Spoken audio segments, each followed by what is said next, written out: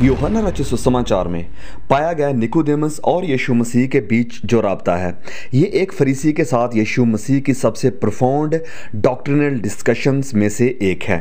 Today we have a great lessons to learn from Nicodemus and Jesus. Nicodemus और मसीह यीशु की कहानी काफ़ी आकर्षक है। तकरीबन सारे फरीसी यीशु की शिक्षाओं के बहुत ही विरोधी थे। तो भी निकोदेमस उनका एक अगुआ जो कि फरीसियों का सरदार था, रात में यीशु के पास आया और नए सिरे से पैदा होने और परमेश्वर के राज्य में जाने की ज़रूरत के बारे में बहुत कुछ सीख लिया उसने। अब ये निकोदेमस कौन था? Who was this Nicodemus? तो वचन में हमें ये बताया गया है, जब हम पढ़ते हैं यूहन्ना रचित सुसमाचार अध्याय 3 वचन 1 और 2 में, कि फरीसियों में से एक निकोदेमस नाम का एक पुरुष था जो यहूदियों का सरदार था। ये आदमी रात को यीशु के पास आया और उससे कहा कि हे रब्बी, हम जानते हैं कि तू एक शिक्षक है, एक गुरु है जो परमेश्वर की ओर से आया है, क्योंकि ये चिन्ह जो तुम करते हो, जब तक परमेश्वर उसके साथ ना हो तब तक कोई नहीं कर सकता। तो ये डिस्कशन यीशु की मिनिस्ट्री के शुरुआत में हुई थी। पानी का दाखरस में बदल जाने का जो प्रसिद्ध एक चमत्कार अभी अभी हुआ था। यूहन्ना अध्याय 2 वचन 1 से लेकर 11 तक में हम इसे पढ़ सकते हैं। वास्तव में बहुतों ने उसके नाम पर विश्वास किया जब उन्होंने उन चिन्हों को, उन चमत्कारों को देखा जो प्रभु यीशु मसीह ने किए थे। इसलिए निकोदेमस ने स्वीकार किया कि वह और बाकी फरीसी जानते थे कि यीशु एक शिक्षक थे जो परमेश्वर की ओर से आए थे, क्योंकि वह मानते थे कि कोई भी चिन्ह जो उसने किया वह परमेश्वर की सामर्थ्य के बिना नहीं हो सकता था। Now who were these Pharisees? ये फरीसी कौन थे? फरीसी यहूदियों का एक धार्मिक संप्रदाय था। It was a religious sect of Judaism. पुराने नियम के कानूनों के बारे में उनकी अपनी अपनी मान्यताएं और व्याख्याएं यानी इंटरप्रिटेशंस थी, और अक्सर यीशु मसीह के साथ वह मतभेद करते रहते थे। जो फरीसी थे वह ओरल लॉ को मानते थे जो कि खुदा ने अपने नबी मूसा के द्वारा सिनाई पर्वत के ऊपर दिया था। फरीसियों का मानना था कि परमेश्वर ने मूसा को ये ज्ञान भी दिया था कि इन नियमों यानी लॉज का क्या अर्थ है और उन्हें कैसे लागू किया जाना चाहिए। ओरल ट्रेडिशंस को बड़े पैमाने पर फरीसियों के द्वारा तैयार किया गया था और आखिर में इसे कोडिफाइड किया गया और इसे अब तलमुड के नाम से जाना जाता है।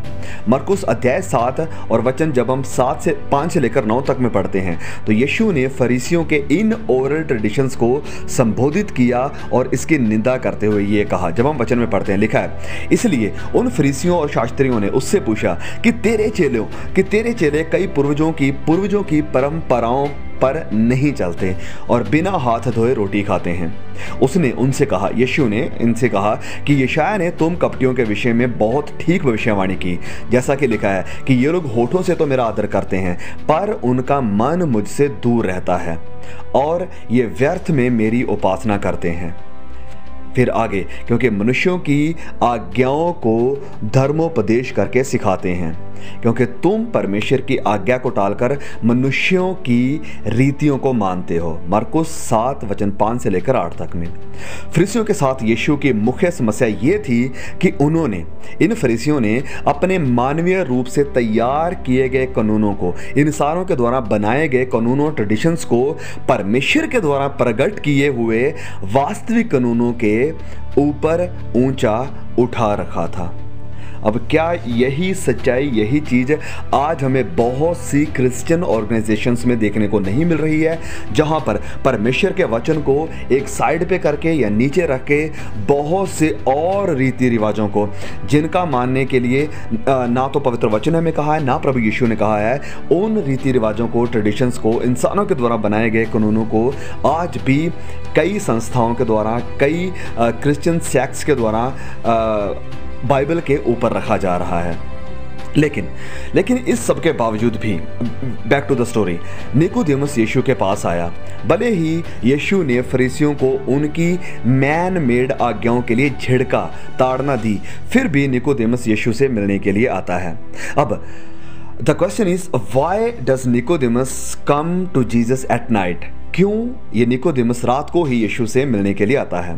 तो बाइबल इस बारे में हमें कुछ नहीं सिखाती है, लेकिन फरीसियों के सरदार के रूप में, फरीसियों के सरदार होते हुए वह शायद दूसरों की जांच से, स्क्रूटिनी से दूर यीशु के साथ एक पर्सनल, एक निजी बैठक या मीटिंग करना चाहता था, और यह भी चाहता था कि इस मीटिंग के बारे में किसी को कोई खबर ना हो। इसलिए वह रात को यीशु से मुलाकात करने के लिए आया।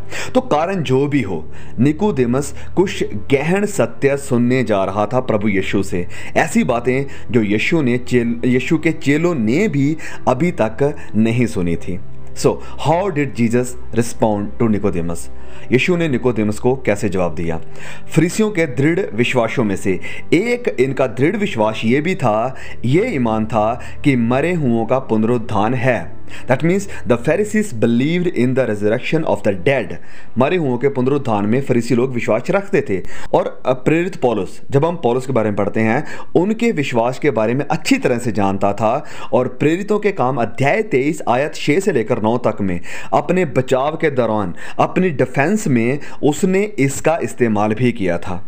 इसलिए दिलचस्प बात यह है कि जब यीशु ने निकोदेमस के साथ अपनी डिस्कशन को, अपनी बातचीत को शुरू किया, तो प्रभु यीशु ने इस बात पर ध्यान केंद्रित किया, फोकस किया कि परमेश्वर के राज्य में प्रवेश करने से पहले क्या होना चाहिए, और इसमें पुनरुत्थान यानी रेज़रेक्शन भी शामिल था। यीशु ने उसको उत्तर दिया कि मैं तुझसे सच सच कहता हूं, यदि कोई नए सिरे से ना जन्मे तो परमेश्वर का राज्य नहीं देख सकता। यूहन्ना अध्याय 3 वचन 3। निकोदेमस ने तब आयत 4 में यीशु से कहा कि मनुष्य जब बूढ़ा हो जाए तो कैसे वह पैदा हो सकता है? क्या वह अपनी माता के गर्भ में दूसरी बार प्रवेश करके जन्म ले सकता है? तो ऐसा लगता है कि ये एक बहुत ही लॉजिकल क्वेश्चन था, और इसलिए यीशु ने ये जानते हुए अगले कुछ वचनों में, अगली कुछ आयतों में इस बिलीफ की एक कंप्लीट एक्सप्लेनेशन भी दे दी। उन्होंने निकोदेमस को परमेश्वर के राज्य में प्रवेश करने के तरीके के बारे में सबसे बुनियादी मान्यताओं में से एक पर निर्देश देने के लिए समय लिया। यीशु ने उसे उत्तर दिया, जब हम पढ़ते हैं यूहन्ना 3 आयत 5 से लेकर 7 तक में, कि मैं तुझसे सच सच कहता हूँ, जब तक कोई मनुष्य जल और आत्मा से ना जन्मे तो वह परमेश्वर के राज्य में प्रवेश नहीं कर सकता। क्योंकि जो शरीर से जन्मा वह शरीर है, और जो आत्मा से जन्मा वह आत्मा है। अचंभा ना कर कि मैंने तुझसे कहा, तुझे नए सिरे से जन्म लेना अवश्य है। फिर यीशु ने इस बातचीत को समाप्त किया ये कहते हुए कि भविष्य में ये नया जन्म, ये नए सिरे से पैदा होना कैसे दिखेगा। वचन में लिखा है 3:8 में कि हवा जिधर जाती है उधर चलती है, और तू उसकी आवाज़ को सुनता है परंतु नहीं जानता कि वह कहाँ से आती है और किधर को जाती है। जो कोई आत्मा से जन्मा है वह ऐसा ही है। इन शब्दों को सुनने के बाद निकोदेमस ने उत्तर दिया और उससे कहा कि ये बातें कैसे हो सकती हैं। हम इसके बाद निकोदेमस का कोई भी और कमेंट नहीं पढ़ते हैं, लेकिन प्रभु यीशु ने अपनी टीचिंग को कंटिन्यू किया, जारी रखा। आगे के सिद्धांत जो यीशु ने सिखाया, it's important to note that after this discussion on being born again, Jesus emphasised to Nicodemus additional doctrinal truths that are at the heart and core of Christianity. ये बहुत ही जरूरी है कि हम ध्यान दें कि नए सिरे से पैदा होने के बारे में बात करने के बाद प्रभु यीशु ने मसीही विश्वास के कुछ बहुत ही गहरे बुनियादी सिद्धांत निकोदेमस को बताए। फॉर एग्जाम्पल, जैसे कि आयत 13 में लिखा है कि कोई स्वर्ग पर नहीं चढ़ा, केवल वही जो स्वर्ग से उतरा है। आयत 14 और 15 में कि जैसे मूसा ने जंगल में सांप को उठाया, वैसे ही मनुष्य का पुत्र भी ऊंचा किया जाना चाहिए, कि जो कोई उस पर विश्वास करता है वह नाश न हो परंतु अनंत जीवन को प्राप्त करे। आयत 16 और 17 में, क्योंकि परमेश्वर ने जगत से ऐसा प्रेम रखा कि उसने अपना इकलौता पुत्र दे दिया, ताकि जो कोई उस पर विश्वास करे वह नाश ना हो परंतु अनंत जीवन को पाए।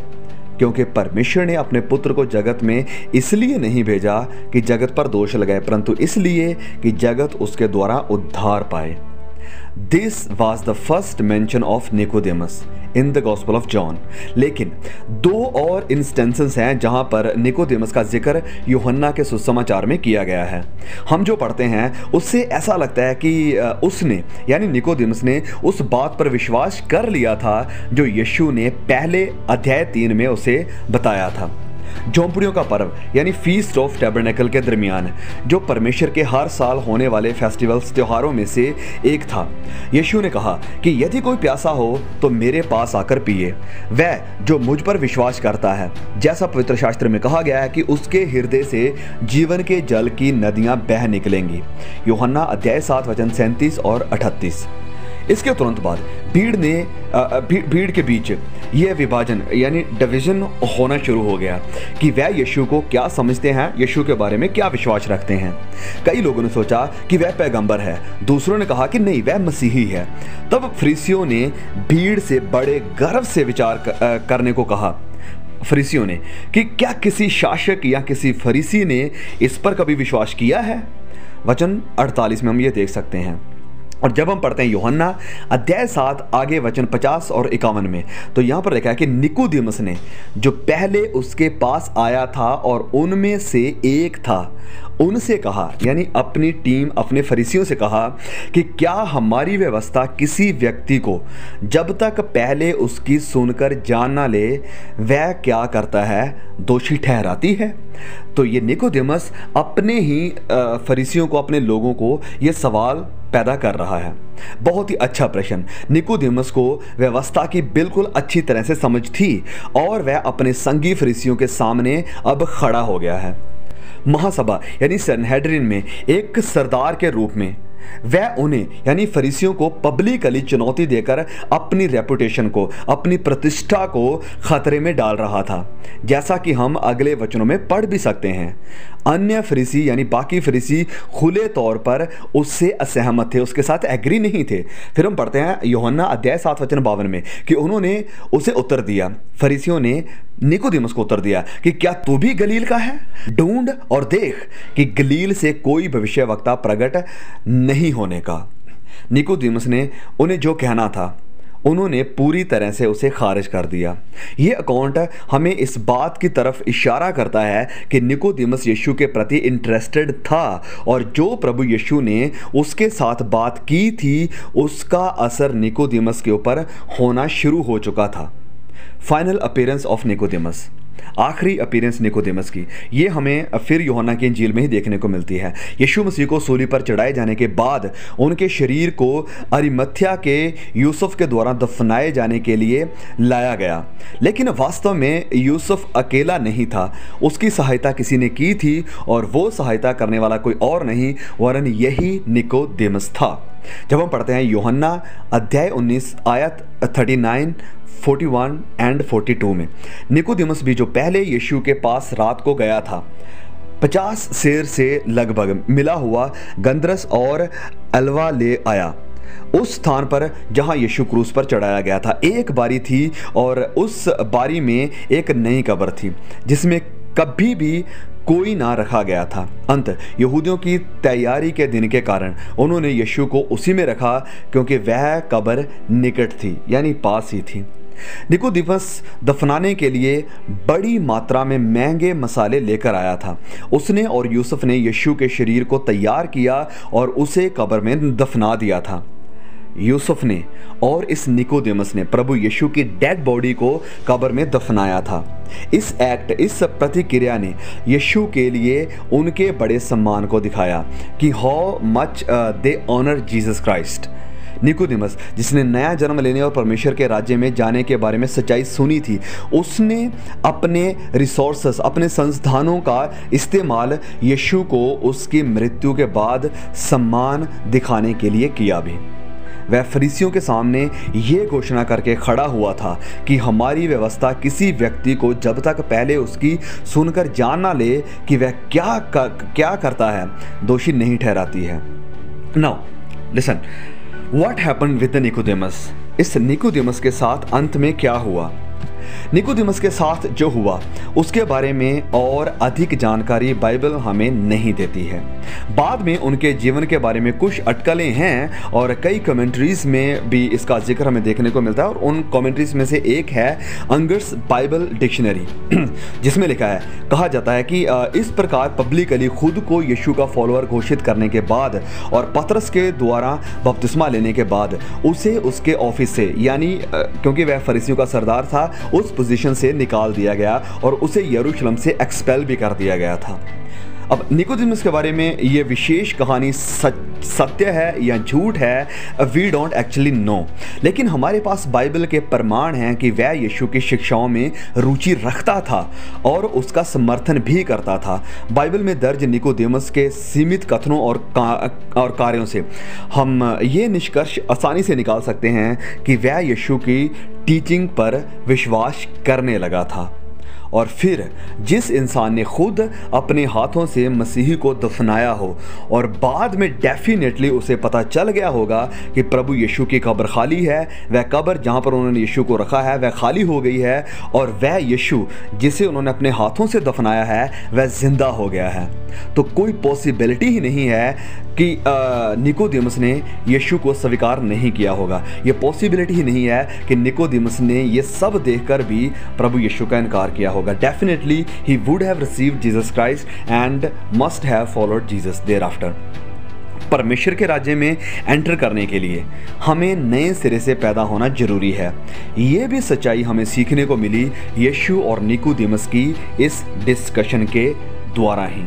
अब सवाल मेरे और आपके लिए कि क्या मैं और आप नए सिरे से पैदा हुए हैं? Are we faithfully following Christ और just following our religion? May God bless you all. See you again.